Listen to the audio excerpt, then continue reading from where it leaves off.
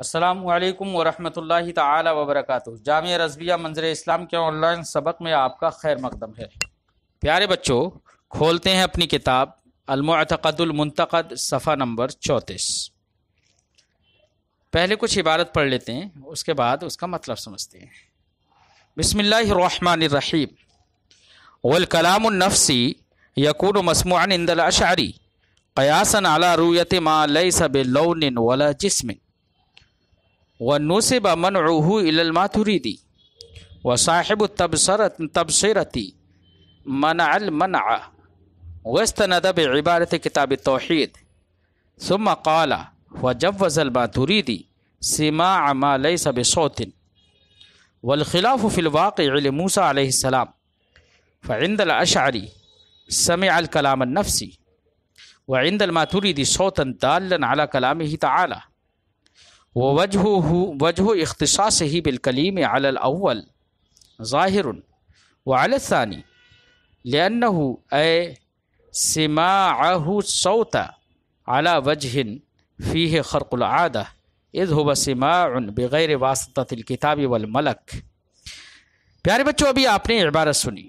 آج کی اس عبارت سے یہ بات بتانا چاہتے ہیں کہ اللہ رب العزت کا جو کلام ہے، اللہ جس کلام سے متکلم ہے، وہ کلام نفسی ہے، اللہ تعالیٰ کی ذات کے ساتھ قائم ہے، وہ اصوات و حروف کی قبیل سے نہیں ہے، کیونکہ اصوات و حروف حادث ہیں۔ تو اب سوال یہ ہے کہ اللہ رب العزت کے کلام نفسی کو سنا جانا ممکن ہے یا نہیں ہے؟ وہ مسموع ہو سکتا ہے یا نہیں؟ تو کلام نفسی کے مسموع ہونے اور مسموع نہ ہونے کے سلسلے میں کچھ اختلاف صاحب کتاب بیان فرما رہے ہیں۔ اختلاف کا خلاصہ یہ ہے کہ امام اشعری رضی اللہ تعالی عنہ کے نزدیک کلام نفسی مسموع ہے، یعنی اس کو سنا جاتا ہے یا سنا جا سکتا ہے۔ ان کی دلیل وہ قیاس ہے۔ قیاس انہوں نے اس بات پر قیاس کیا کہ دیکھیے اللہ رب العزت کی ذات کریمہ وہ نہ جسم ہے، نہ ہی اس کے لیے کوئی رنگ ہے۔ بنا رنگ اور بنا جسم کے اللہ رب العزت کی ذات کریمہ کی رؤیت ممکن ہے، جائز ہے، اور آخرت میں تمام مومنین کے لیے، اہل جنت کے لیے جنت میں وہ رؤیت واقع بھی ہوگی۔ تو جس ذات کریمہ کے لیے نہ رنگ ہے نہ جسم ہے، تو بنا لون بنا جسم کے جب ذات کریمہ کا دیکھنا جائز اور ممکن ہے، صحیح ہے، تو کلام نفسی جب بغیر صوت و حرف کے ہے تو اس کا بغیر صوت و حرف کے سنا جانا بھی ممکن اور صحیح ہے۔ یہ امام اشعری علیہ رحمت و رضوان نے قیاس کرتے ہوئے یہ فرمایا۔ کچھ لوگوں نے اس کا انکار کیا اور کہا کہ کلام باری تعالی وہ اصوات و حروف کی قبیل سے ہے نہیں، اس لیے اس کا مسموع ہونا یہ صحیح نہیں، مسموع نہیں ہے وہ۔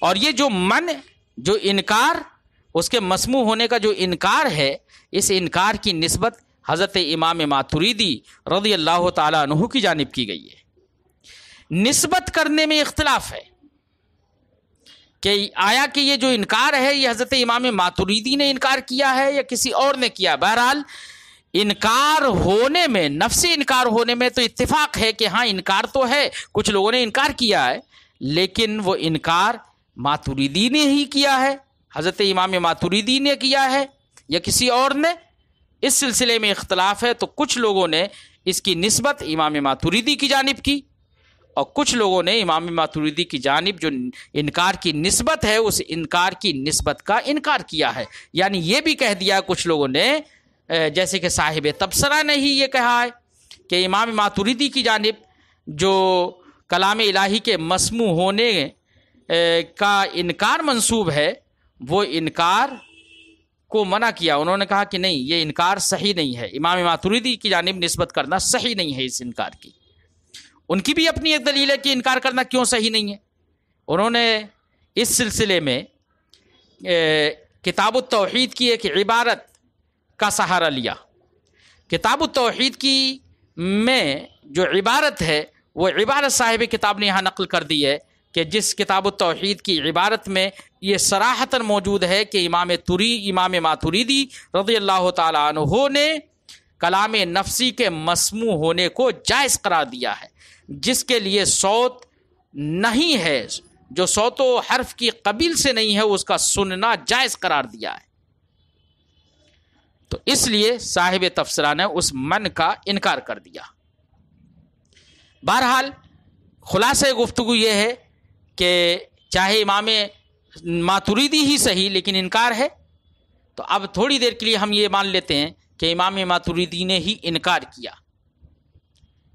اگرچہ جواز کا صاحب تفسیرہ نے بھی قول کیا ہے، لیکن تھوڑی دیر کے لیے مان لیتے ہیں امام ماتریدی نے انکار کیا، کسی نے بھی انکار کیا، اور امام اشعری نے اس کے مسموع ہونے کا اقرار کیا۔ انہوں نے کہا کہ مسموع ہے کلام نفسی۔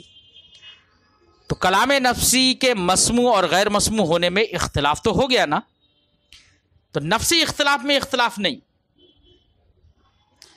اب جب یہ اختلاف ہے تو اس اختلاف کے پیش نظر اب مسئلہ یہ کھڑا ہوگا کہ قرآن پاک میں بھی ہے کہ حضرت موسیٰ علیہ السلام نے اللہ رب العزت سے کلام فرمایا، اللہ رب العزت نے کلم اللہ موسیٰ تکلیمہ فرمایا، خوب بات کی۔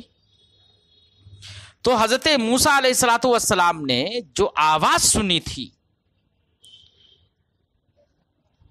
وہ جو سنا تھا، بلکہ آواز بھی مت کہو، یہ کہو کہ حضرت موسیٰ علیہ السلام نے اللہ کی جانب سے جو سنا، تو جو مسموع ہوا حضرت موسیٰ علیہ السلام کا، وہ مسموع کلام نفسی تھا یا کلام نفسی نہیں تھا؟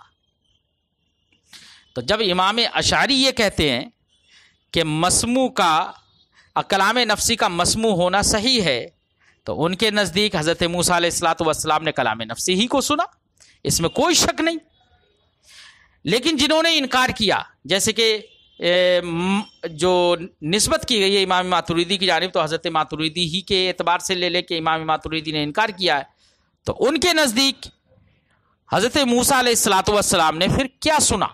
روایتوں میں تو موجود ہے یہ کہ حضرت موسیٰ علیہ السلام نے سنا۔ تو حضرت ماتریدی یہاں پر کیا کہیں گے جب ان کے نزدیک کلام نفسی کا مسموع ہونا صحیح نہیں، مسموع نہیں ہے، جو صوت و حرف کی قبیل سے نہیں ہے، اس کی سما نہیں ہو سکتی، تو پھر حضرت موسیٰ علیہ السلام نے کیا سنا؟ تو کلام نفسی تو مسموع نہیں ہے ان کے نزدیک۔ تو انہوں نے یہ فرمایا، یا جو لوگ انکار کرتے ہیں وہ یہ کہیں گے کہ اللہ رب العزت کی جانب سے حضرت موسیٰ علیہ السلام نے جو سنا، تو وہ ایک ایسی آواز تھی کہ اللہ رب العزت نے وہ آواز پیدا فرما دی جو آواز کلام نفسی پر دلالت کرنے والی تھی۔ تو آواز کو ان کے نزدیک سنا، کلام نفسی پر دلالت کرنے والی آواز اللہ نے پیدا فرمائی، تو اس آواز کو سنا، نہ کہ نفس کلام نفسی کو۔ اچھا، اب سوال یہ ہوگا بچوں، کیا ہوگا سوال، وہ ہم بعد میں بیان کرتے ہیں، پہلے اتنے کا ترجمہ کر دیتے ہیں۔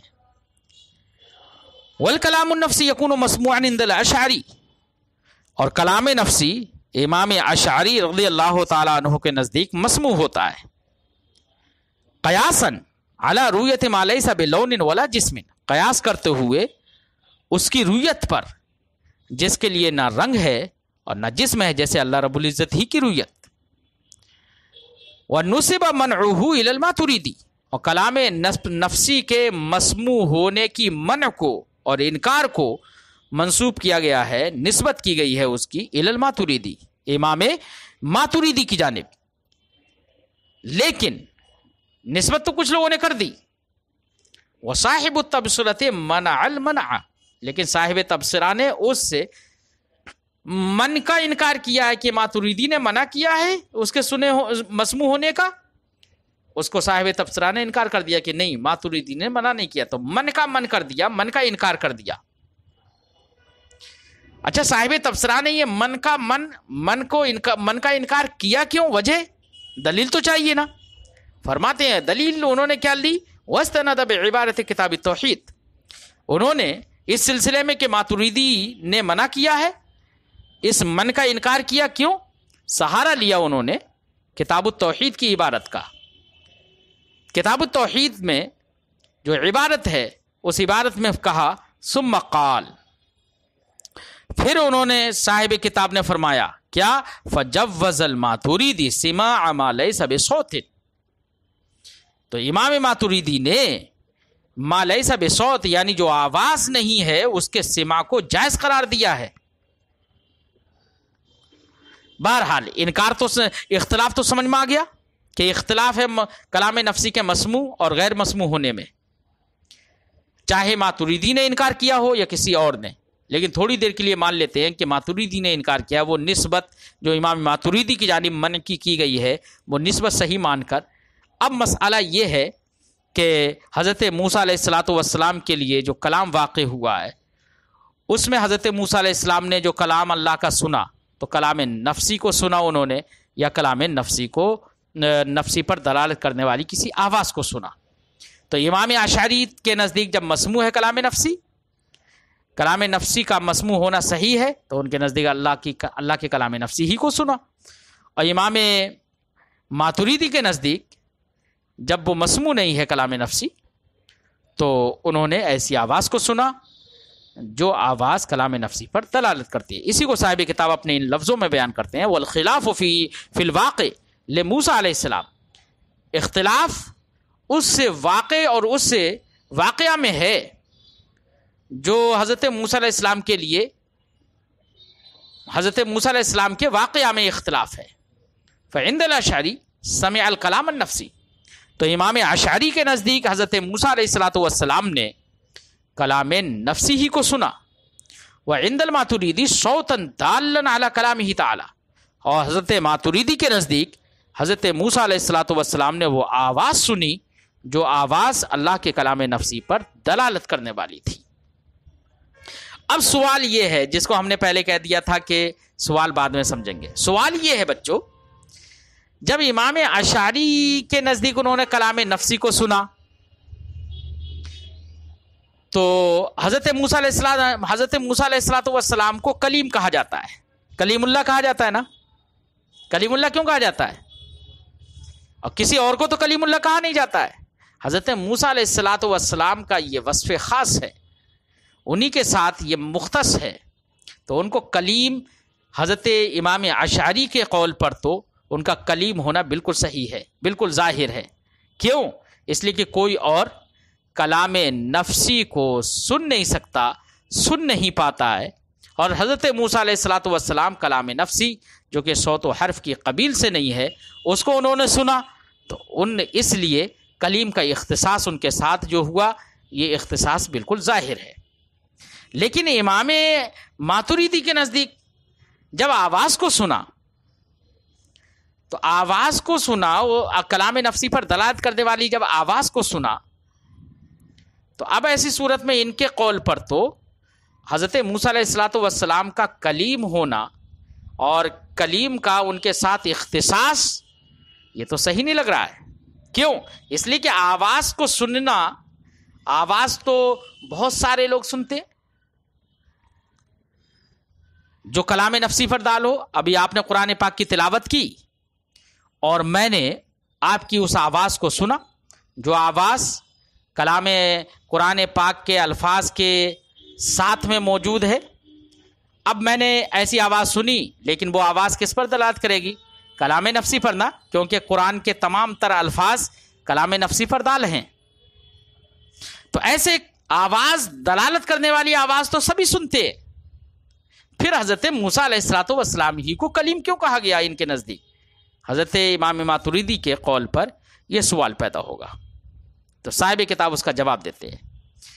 جواب کا خلاصہ یہ ہے کہ امام اشعری کے نزدیک تو کلام نفسی ہی کو جب انہوں نے سنا، کوئی اور سنتا نہیں ہے، اس لیے حضرت موسیٰ علیہ السلام کا کلیم ہونا بالکل ظاہر، لیکن حضرت ماتریدی کے نزدیک آواز کو سننے کے باوجود ان کو کلیم کہا جاتا ہے۔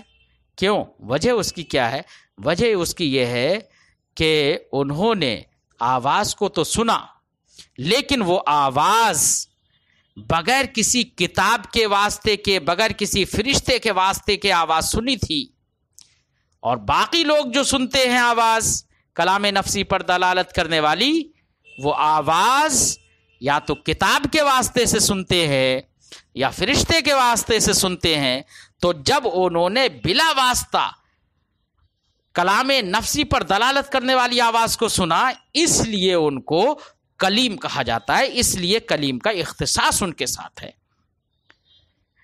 جواب سمجھ میں آ گیا بچوں؟ یہ امام ماتریدی کی جانب سے جواب دیا جائے گا۔ تو خلاف عادت انہوں نے آواز کو سنا۔ اب آپ کے ذہن میں یہاں پر ایک بات پیدا ہو کہ حضرت موسیٰ علیہ السلام کو کلیم کا اختصاص جو ہوا اس لیے کہ انہوں نے کلام نفسی کو سنا، تو کلام نفسی تو ہمارے نبی صلی اللہ علیہ وسلم نے بھی سنا ہے، تو ہمارے نبی کو کلیم اللہ کیوں نہیں کہا جاتا؟ تو یہ اختصاص کہاں رہا حضرت موسیٰ کا؟ جواب یہ ہوگا بچوں، ہمارے نبی صلی اللہ علیہ وسلم کے لیے کلام نفسی کا سننا ثابت ہے، لیکن کلام نفسی کا سننا ایک ایسا وصف ہے، ایک ایسا کمال ہے کہ اس کمال سے کہیں بڑھ کر دیگر کمالات ہیں۔ نبی کریم صلی اللہ علیہ وسلم کے دیگر معجزات، دیگر کمالات اس سے کہیں بڑھ کر ہیں، اس لیے نبی کریم صلی اللہ علیہ وسلم کو کلیم کہا جائے تو کوئی حرج نہیں، لیکن اس سے بڑھ کر جب کمالات موجود ہیں، معجزات سرکار کے موجود ہیں، تو کلیم کے ساتھ اختصاص کرنا یہ مناسب نہیں ہے، کیونکہ اس سے بڑے بڑے کمالات موجود ہیں۔ اس لیے ہمارے نبی صلی اللہ علیہ وسلم کو کلیم کے ساتھ مختص نہیں کیا جاتا ہے۔ حضرت موسیٰ علیہ السلام کو کلیم کہا جاتا ہے، اختصاص کیا جاتا ہے، وجہ آپ نے سمجھ لی۔ فرماتے ہیں صاحب کتاب والخلاف فی الواقع لموسیٰ علیہ السلام ووجہ اختصاصہ بالکلیم، ہاں، اور حضرت موسیٰ علیہ السلام کا کلیم کے ساتھ مختص ہونے کی وجہ علی الاول، پہلے والے قول پر یعنی امام اشعری کے قول پر ظاہر، بالکل ظاہر ہے، وعلی الثانی، اور دوسرے والے قول پر یعنی امام ماتریدی کے قول پر، یا جو کلام نفسی کے مسموع ہونے کا انکار کرتے ہیں ان کے قول پر، وجہ اختصاص بالکلیم کیا ہوگی؟ تو وجہ اختصاص بالکلیم یہ ہوگی لأنہ اے سماعہ الصوت، کیونکہ حضرت موسیٰ علیہ السلام، اس لیے ہوگی اختصاص کی وجہ یہ ہوگی کہ حضرت موسیٰ علیہ السلام کا آواز کو سننا علی وجہ فیہ خرق العادہ، اس طور پر تھا کہ جس میں خرق عادت ہے، خلاف عادت ہے، خلاف عادت سنا۔ کیوں؟ اس لیے کہ کلام نفسی کا سننا جو عادت ہے وہ یہ ہے کہ یا تو کتاب کے واسطے سے وہ سنا جاتا ہے یا فرشتے کے واسطے سے اس کو سنا جاتا ہے، لیکن حضرت موسیٰ علیہ السلام نے جو اسے سنا وہ بغیر کسی کتاب اور بغیر کسی فرشتے کے واسطے کے سنا۔ جب کسی واسطے کے بنا انہوں نے سنا، اس لیے ان کو کلیم کہا جاتا ہے۔ فرماتے ہیں علی وجہ، اس طور پر آواز کو سنا انہوں نے، فیہ خرق العادہ، جس میں خرق عادت ہے، خلاف عادت ہے، خلاف عادت انہوں نے اس کو سنا، اذ ہوا سماع بغیر واسطۃ الکتاب والملک، کیونکہ ان کا کلام نفسی کا سننا، کلام نفسی پر دلالت کرنے والی آواز کو سننا، یہ کتاب اور فرشتے کے واسطے کے بغیر تھا۔ تو بچوں یہاں تک بات سمجھ میں آ گئی؟ اگلے کی گفتگو یطلق الکلام علی المعنیین بالاشتراک المعنوی او اللفظی، اس سے صاحب کتاب ایک بات کہنا چاہتے ہیں۔ بات یہ کہنا چاہتے ہیں کہ دیکھیے، لفظ کلام کا اطلاق کلام نفسی پر بھی ہوتا ہے اور کلام لفظی پر بھی ہوتا ہے. تو لفظ کلام کی گویا کہ دو قسمیں، کلام نفسی جو کلام ہے، مطلق کلام کی دو قسمیں ہوئی، ایک کلام نفسی اور ایک کلام لفظی. تو چاہو یہ کہہ لو کہ کلام نفسی اور کلام لفظی دو قسمیں ہیں، یا یہ کہہ لو کہ کلام کا اطلاق کلام نفسی اور کلام لفظی ان دونوں معنی پر ہوتا ہے. جب دونوں پر اطلاق ہوتا ہے تو کلام تو دونوں میں پایا جائے گا نا، کلام لفظی میں بھی کلام پایا گیا، کلام نفسی میں بھی کلام پایا گیا، تو کلام تو دونوں میں مشترک ہے نا. یہ اشتراک کلام کا دونوں کے اندر، یہ اشتراک معنوی ہے یا اشتراک لفظی ہے؟ کیسا اشتراک ہے؟ صاحب کتاب کا اپنا رجحان یہ ہے کہ اشتراک لفظی بھی ہو سکتا ہے، لیکن اشتراک معنوی ماننا یہ زیادہ بہتر ہوگا.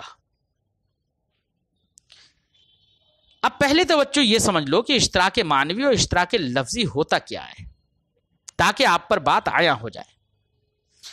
اشتراک لفظی اور اشتراک معنوی میں فرق یہ ہے بچوں، کوئی بھی چیز مشترک دو چیزوں کے درمیان ہے تو اشتراک لفظی کب کہیں گے، اشتراک معنوی کب کہیں گے، کیا ہے ان کا مطلب؟ تو ان کا مطلب یہ ہے بچوں، ایک لفظ کسی قدر مشترک کے لیے موضوع ہو، یعنی کسی ایک معنی کے لیے جو معنی کئی چیزوں کے اندر مشترک ہو. تو ایک لفظ کی وضع کسی ایک معنی کے لیے ہوئی اور ایسے معنی کے لیے ہوئی جو معنی دو چیزوں کے مابین قدر مشترک ہے. تو وضع ایک ہے نا، لفظ تو موضوع ہے ایک ہی معنی کے لیے، اور وہ معنی اس میں بھی پایا جاتا ہے اس میں بھی پایا جاتا ہے، تو وہ معنی قدر مشترک ہو گیا. تو لفظ کی وضع اگر قدر مشترک کے لیے ہو، پھر وہ معنی اور وہ قدر مشترک دونوں کے اندر پایا جاتا ہو، تو یہ اشتراک معنوی ہے کہ لفظ کی وضع تو صرف ایک معنی کے لیے ہے اور وہ معنی وہ قدر مشترک دونوں میں مشترک ہے، وہ معنی دونوں میں دو جگہوں پر دو چیزوں کے مابین مشترک ہے. تو اس کو اشتراک معنوی کہتے ہیں. اشتراک معنوی میں ہماری اس گفتگو سے آپ نے یہ سمجھ لیا ہوگا کہ اشتراک معنوی میں وضع ایک ہوتی ہے، اور اشتراک معنوی میں جس معنی کے لیے وضع ہوتی ہے وہ معنی دونوں فردوں کے درمیان مشترک ہوتا ہے. تو ان دونوں فردوں میں سے کوئی بھی فرد اگر آپ مراد لیں گے لفظ کلام بول کر تو وہ معنی حقیقی ہی ہوگا، کیونکہ اس کے لیے موضوع ہے وہ لفظ. بات سمجھ میں آئی بچوں؟ ہر صورت میں دونوں میں سے کوئی بھی مراد لیں تو ہر ایک وہ معنی مطابقی ہوگا اور معنی موضوع لہو ہوگا، یعنی حقیقت ہوگا، لفظ کی دلالت اس پر حقیقتاً ہوگی، مطابقتاً ہوگی. اس کے برخلاف کبھی اشتراک اس طور سے ہوتا ہے کہ ایک لفظ کبھی ایک معنی کے لیے موضوع ہوتا ہے، کسی ایک کے لیے موضوع ہوتا ہے، پھر کسی دوسرے کے لیے موضوع ہوتا ہے، پھر کسی تیسرے کے لیے موضوع ہوتا ہے. جیسے کہ لفظ عین یہ آنکھ کے لیے بھی موضوع ہے، پھر اس کی وضع چشمے کے لیے بھی ہے، آنکھ کے لیے ہے، اور چشمے مطلب وہ پانی جو نکلتا ہے اس چشمے کے لیے بھی اس کی وضع ہے. اور لفظ عین کی وضع گھٹنے کے لیے بھی ہے، سونے کے لیے بھی ہے، کتنی چیزوں کے لیے اس کی وضع، لیکن ہر ایک کی وضع ہر ایک کے لیے اس کی جو وضع ہے وہ الگ الگ ہے. تو یہاں پر وضع میں تعدد ہے. اور جب وضع میں تعدد ہے تو اب اگر لفظ عین بول کر آپ نے چشمہ مراد لے لیا تو جب چشمہ مراد ہوگا تو اب اس وضع کے اعتبار سے یہ چشمہ تو اس کا معنی موضوع لہو ہوا. اب جو دوسرا معنی ہے کہ اس کی وضع تو کس کے لیے ہے، سونے کے لیے بھی ہے، تو گھٹنے کے لیے بھی ہے. تو اب جو گھٹنا جو اب اس وقت میں جب آپ نے چشمہ مراد لے لیا تو اب اس وقت میں جو گھٹنا ہوگا وہ اس کی طرف نسبت کرتے ہوئے، یعنی چشمے کی طرف نسبت کرتے ہوئے اب لفظ عین کا وہ معنی غیر موضوع لہو ہو جائے گا، کیونکہ اس کی وضع الگ ہے. جس وقت یہ مراد ہو گیا تو اس وقت وہ مراد نہیں ہوگا وضع میں. جب وہ وضع مراد نہیں ہوا تو وہ معنی غیر موضوع لہو اس وقت قرار دیا جائے گا. تو اب وہاں پر لفظ عین کی وضع مثلاً کسی ایک معنی مراد لے لیا کہ لفظ عین سے کوئی ایک معنی مراد لے لیا، تو اب دوسرا والا معنی اس کے لیے معنی غیر موضوع لہو اس کی طرف نسبت کرتے ہوئے ہوگا. ہاں چونکہ اس کے لیے بھی وضع ہے تو جب اس کی وضع کا اعتبار کیا جائے تو وہ اپنے وضع کے اعتبار سے وہ معنی موضوع لہو بھی ہو جائے گا بعد میں. بہرحال یہ اشتراک یہاں پر کیا ہوتا ہے کہ لفظ کی ایک ہی لفظ مشترک ہوتا ہے، کبھی اس میں کبھی اس میں، کبھی اس کے لیے موضوع ہوتا ہے، کبھی اس کے لیے موضوع ہوتا ہے، کبھی اس کے لیے موضوع ہوتا ہے. تو اشتراک لفظی میں ہمیشہ وضع متعدد ہوتی ہے، اور اشتراک معنوی میں وضع ایک ہی کے لیے ہوتی ہے، وہ معنی مشترک ہوتا ہے، قدر مشترک بن جاتا ہے وہ معنی. بات سمجھائی؟ اشتراک معنوی میں ہر ایک دونوں میں سے کوئی بھی مراد لے لیا جائے تو وہ حقیقت ہی کہلائے گا. کیوں؟ اس لیے کہ لفظ کی وضع جس معنی کے لیے وہ معنی اس میں موجود ہے تو وہ حقیقت ہی کہلائے گا. اس لیے صاحب کتاب کہتے ہیں کہ لفظ کلام کا اطلاق کلام نفسی پر بھی ہوتا ہے اور کلام لفظی پر بھی ہوتا ہے، تو دونوں کے درمیان مشترک ہے. لیکن یہ اشتراک معنوی ہے یا اشتراک لفظی؟ تو کہہ رہے ہیں کہ اشتراک معنوی بھی مانا جا سکتا ہے بھئی طور کہ لفظ کلام موضوع ہو ایک قدر مشترک کے لیے ہو، قدر مشترک کلام نفسی میں بھی پایا جاتا ہو، کلام لفظی میں بھی پایا جاتا ہو. اور اشتراک لفظی بھی مانا جا سکتا ہے بھئی طور کہ لفظ کلام کی وضع کبھی کلام نفسی کے لیے ہوئی ہے تو کبھی کلام لفظی کے لیے بھی ہوئی ہے. دونوں مانے جا سکتے ہیں، لیکن بہتر یہ ہے کہ یہاں پر اشتراک معنوی مانا جائے تاکہ وضع میں تعدد نہ ہو، اور جو بھی مراد ہو چاہے کلام بول کر کلام نفسی مراد ہو تب بھی وہ حقیقت ہوگا، کلام بول کر کلام لفظی مراد ہو تب بھی وہ حقیقت ہی میں مستعمل ہوگا. لفظ کو اس کے معنی حقیقی میں استعمال کرنا یہ اصل ہوتا ہے. اس لیے اشتراک معنوی ماننا یہ بہتر اور اولا ہوگا. یہ صاحب کتاب بیان فرماتے ہیں وَيُطْلَقُ الْكَلَامُ عَلَى الْمَعْنَيَيْنِ، کلام کا اطلاق دو معنی پر ہوتا ہے، یعنی نفسی اور لفظی پر. اب کس طور سے ہوتا ہے؟ بالاشتراک المعنوی او اللفظی، اشتراک معنوی کے ساتھ یا اشتراک لفظی کے ساتھ. فرماتے ہیں والاوجہ الاول، بہتر ہے اشتراک معنوی کے ساتھ اطلاق ہو، بنا علی ان الکلام مطلقا اعم من اللفظ والنفسی، اس پر بنا کرتے ہوئے کہ مطلق کلام جو ہے وہ کلام نفسی اور کلام لفظی سے عام ہے. فیکون اطلاقہ فی کلا المعنیین حقیقتا، تو اب لفظ جو کلام مطلق ہے اس کا اطلاق دونوں معنی میں، چاہے وہ کلام نفسی ہو یا کلام لفظی، دونوں میں اس کا اطلاق حقیقتاً ہوگا مع وحدت الوضع، وضع کے وحدت کے ساتھ. کیوں؟ اذ الوضع للقدر المشترک، کیونکہ اشتراک معنوی ماننے کی صورت میں وضع قدر مشترک کے لیے ہوگی. اور قدر مشترک کیا ہوگا بچوں؟ قدر مشترک کیا ہوگا؟ کلام سے مراد کیا ہوگا؟ جو متعلق تکلم ہو وہ مراد ہے، جو متعلق تکلم ہو. متعلق تکلم کا مطلب بچوں کیا ہوتا ہے؟ متعلق اس میں مفعول ہے، تکلم کا جس سے تعلق ہو، یہ معنی ہوگا نا اس کا لغوی. متعلق تکلم سے مراد وہ ہے کہ جس کو بولا جا رہا ہے، جس کا تکلم ہو رہا ہے وہی متعلق تکلم ہے. اور جب جس کو بولا جا رہا ہے تو اگر وہ کلام نفسی ہے تو وہ کلام نفسی بھی ہو سکتا ہے، کلام لفظی بھی ہو سکتا ہے جس کو بولا جا رہا ہے. تو متعلق تکلم کے لیے وضع ہے، یعنی کلام کی وضع ہے اس کے لیے جو متعلق تکلم ہے، یعنی جس کو بولا جاتا ہے. عام من کونہ معنی نفسیہ، خواب و متعلق تکلم کلام معنی نفسی ہو اور لفظاً یا کلام لفظی ہو، کچھ بھی ہو، تو متعلق تکلم کو قدر مشترک کہیں گے، اور قدر مشترک کے ہی لیے وضع ہے کلام کی. تو آپ نے یہ بات سمجھ لی کہ کلام کا اطلاق کلام نفسی اور لفظی پر اشتراک معنوی کے ساتھ کیا جائے تو بہتر ہوگا. کیوں؟ اس لیے کہ اس صورت میں وضع ایک ہوگی، اور دونوں معنی میں سے کوئی بھی معنی مراد لیا جائے تو وہ حقیقت ہی ہوگی، کیونکہ وضع قدر مشترک کے لیے وہاں پر ہوئی. تو دونوں میں سے کوئی بھی مراد لیا جائے گا تو وہاں پر وہ اس کا لفظ کلام کا معنی موصول ہوگا. بچوں بات دراز ہو رہی ہے، آج کی گفتگو ہم یہیں پر ختم کرتے ہیں، اور پھر وَكَيْفَ مَا كَانَ لَا بُدَّ فِي مفہوم تکلم سے آئندہ سبق میں گفتگو کرتے ہیں. لیکن بچوں ہم نے آپ سے ایک اپیل کی ہے اور بار بار اپیل کر رہے ہیں کہ آپ ہمارے چینل کو سبسکرائب کریں. تاکہ کوئی بھی ویڈیو آپ تک براہ راست اپلوڈ کرتے ہی پہنچ جائے۔ امید ہے کہ آپ ہماری بات کو سمجھیں گے۔ السلام علیکم ورحمۃ اللہ تعالی وبرکاتہ۔